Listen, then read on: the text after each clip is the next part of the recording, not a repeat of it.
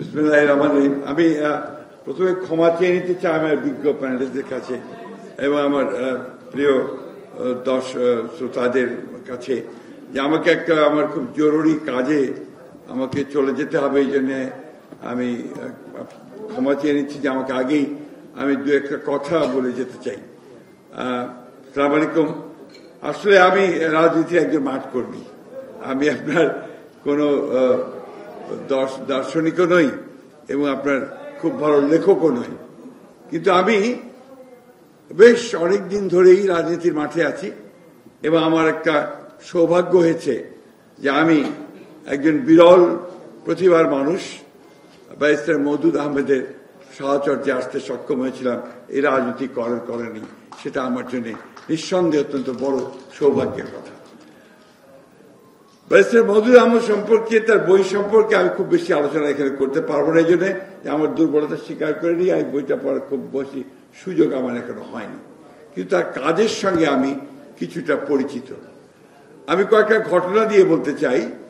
আমার মনে আছে যে 2012 সালে যখন আমরা প্রথম জেলে গেলাম একসাথে, barrister Moudud Ahmed, doctor Mosharraf Hossain, Hannan Shah, colonel অলি আহমেদ সহ সবাই, পার্থ, সবাই মিলে প্রায় 17 জন আমরা একসাথে, আমাদের ব্যারিস্টার খোকন বলছেন যে আমিও আছি, হ্যাঁ উনিও ছিলেন, আমি ভুলে গেছি। তো এরকম প্রায় 17 জন আমরা একসাথে জেলে গেলাম।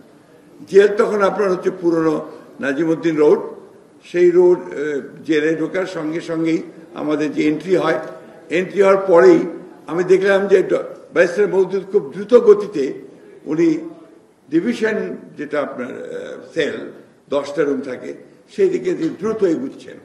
তা আমি ঠিক বুঝতে পারি that was the first time in আপনার সেন্ট্রাল জেলে। তো আমি জিজ্ঞেস করলাম, পাশে আমার আমানুল্লাহ আমান ছিল, ওকে আমি জিজ্ঞেস করলাম, ভাই ব্যারিস্টার মওদুদ সাহেব এত দ্রুত যাচ্ছেন কেন? তার পেছনে পেছনে দেখলাম মির্জা আব্বাসে খুব দ্রুত যাচ্ছেন। তা আমাকে তখন আমার বলতে, আপনি জানেন না ওখানে একটা রুম আছে, রুম নম্বর 1, এখানে গিয়ে ব্যারিস্টার মওদুদ সাহেব ঢুকে পড়বেন এবং ওখানে আব্বাস সাহেবও যেতে চান, ভিন্ন ভিন্ন কারণে অবশ্য। ব্যারিস্টার মওদুদ যখন যেতে চান ওখান থেকে আর উনি বেরোবেন না, অর্থাৎ উনি পুরো সময়টা যতদিন জেলে থাকবেন উনি লেখার কাজে পুরোপুরি তাদেরকে নিয়োজিত করবেন।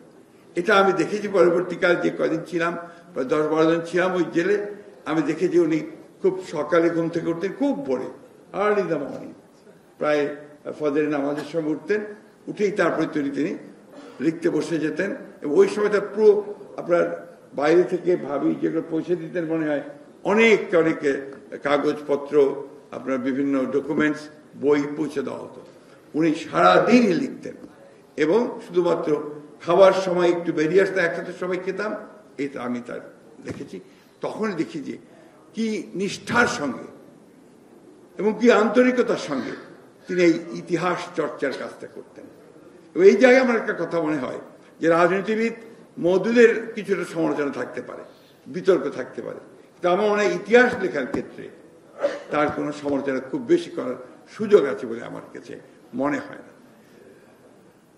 ব্যারিস্টার মওদুদ আহমেদের শেষ সময়, এটা কাকতালীয় ব্যাপার হতে পারে, তিনি যখন সিঙ্গাপুরের মাউন্ট এলিজাবেথ হাসপাতালে, তখন আমিও সিঙ্গাপুরে কোভিডের সময় আরেকটি হাসপাতালে ফেরত অবস্থান করছিলাম।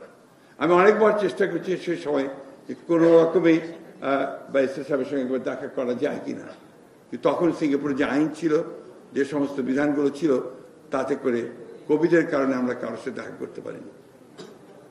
ব্যারিস্টার মওদুদ আহমেদ এই দেশের রাজনীতিতে সত্যি একটা বিচিত্র ধর্মী পুরুষ। আমি এত ডিটেলস বলতে চাই না, দু একটা ঘটনা বলতে চাই। এটা আমার জানা যে স্বাধীনতার পরে এখানে কিন্তু শেখ মুজিবুর রহমানের সময় একইভাবে একটা দুঃশাসন চলেছে, একটা একদলীয় শাসন ব্যবস্থা তৈরি করার আগের যে ঘটনা চলেছে, রক্ষী বাহিনী তৈরি করা হয়েছে, মানুষকে নির্যাতন করা হয়েছে, নিপীড়ন করা হয়েছে। খুলনার শান্তি সেন কমিউনিস্ট নেতা, তার স্ত্রী, তার শ্যালিকা এবং হানুফা বেগম নামে আরেকজন কমিউনিস্ট কর্মীকে রক্ষী বাহিনী গ্রেফতার করেছিল। গ্রেফতার করে তাদেরকে 21 দিন চরম নির্যাতন করে রক্ষী বাহিনীর ক্যাম্পে পরে থেকে ঢাকা সেন্ট্রাল জেলে নিয়ে এসেছিল। ব্যারিস্টার মওদুদ আহমেদ সেদিন আছে ইয়াং লয়ার, তিনি হেভিয়াস কর্পাস করে এবং তখন দেবেশ ভট্টাচার্য জজ ছিলেন, তাদেরকে ওই কোর্টে হাজির করে তাদেরকে তিনি মুক্ত করার ব্যবস্থা করেছিলেন। এই যে কতগুলো ঘটনা যেগুলো আমার হঠাৎ করে মনে পড়ছে, এটা থেকে এটাই প্রমাণিত হয় যে সত্যিকার অর্থেই আন্তরিকভাবে একজন গণতান্ত্রিক নেতা, গণতান্ত্রিক সত্তা ছিলেন ব্যারিস্টার মওদুদ আহমেদ। এই বইয়ের মধ্যে নিঃসন্দেহে এবং তার অন্যান্য লেখার মধ্যেও আমরা এই জিনিসটাই খুঁজে পাবো যে ব্যারিস্টার মওদুদ আহমেদ একটা আপাদমস্তক গণতান্ত্রিক রাজনৈতিক নেতা ছিলেন। বিভিন্ন কারণে বিভিন্ন সময় তিনি বিভিন্ন জায়গায় অবস্থান নিয়েছেন, কিন্তু তার মধ্যে যদি আমরা খুঁজে দেখি আমরা দেখব গণতন্ত্রে ফিরে আসবার উপায়টা বের করতে তিনি সেখানে গিয়েছেন। এবং এটাই আমি মনে করি যে তাকে বোধহয় মূল্যায়ন করার সবচেয়ে ভালো পথ হবে। আমি বক্তব্য বাড়াবো না, এই জন্যে আমি আগে বলছি ক্ষমা চেয়েছি। এখানে শুনতে পারতাম আজকে সকলের কথা, আমি নিজে উপকৃত হতাম। এই মুহূর্তে ব্যারিস্টার মওদুদকে আমাদের খুব বেশি দরকার ছিল, কারণ আমরা একটা অস্থিরতার মধ্যে বাস করছি। এই অস্থিরতা থেকে যে মানুষগুলো আমাদেরকে পথ দেখাতে পারতেন, দিশা দেখাতে পারতেন, তাদের মধ্যে ব্যারিস্টার মওদুদ ছিলেন অন্যতম নিঃসন্দেহে। আমার দুঃখ হয় যে তিনি এই ফ্যাসিস্ট হাসিনার পতনটা দেখে যেতে পারেননি, যেটা তিনি আন্তরিকভাবেই দেখতে চেয়েছিলেন।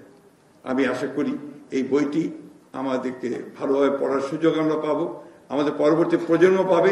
বিশেষ করে আজকে যে সমস্ত আমাদের তরুণরা, যুবকেরা যারা আজকে এই অসাধারণ একটা সাফল্য নিয়ে এসেছে, আমাদেরকে ফ্যাসিস্টদের হাত থেকে মুক্ত করেছে, তাদের জন্য এই বইগুলো পড়া বোধহয় খুব বেশি প্রয়োজনীয় বলে আমি মনে করছি।